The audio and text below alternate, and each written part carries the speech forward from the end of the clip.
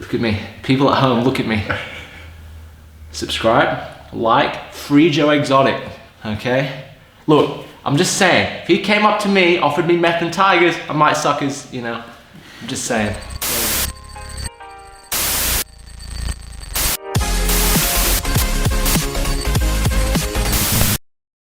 Anyway, so, today what we're going to start looking at is a complete bottom side control series.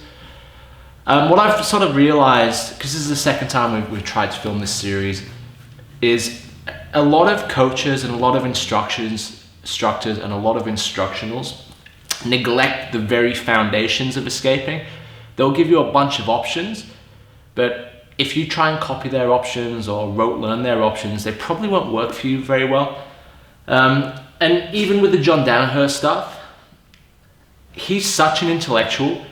If he's trying to talk to some white belt, a lot of the concepts and ideas that he's sort of pushing, which are amazing, will be going over your heads. So my goal with this sort of series is to try and break down conceptually what's going on when I'm trying to get off the bottom.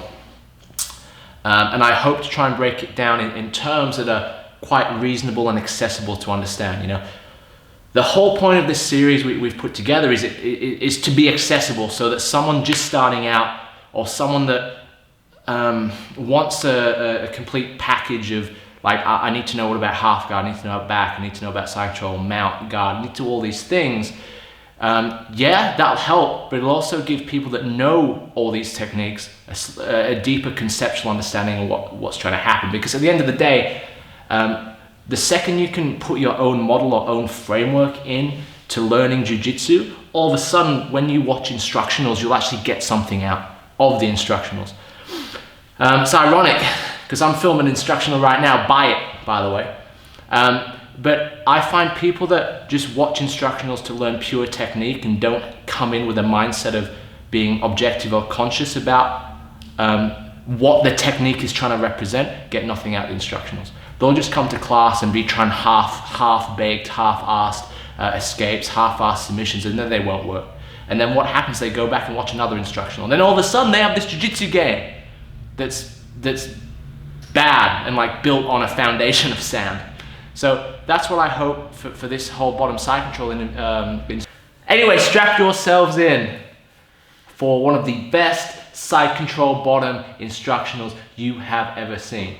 Seriously though, what I really want to go on with this is build up from like the bottom up. So I want to teach you guys how to frame, teach you guys how to create space, and then talk about some key concepts in terms of what he's looking to do to me, and then therefore naturally what I'm looking to do from the bottom in order to improve my position.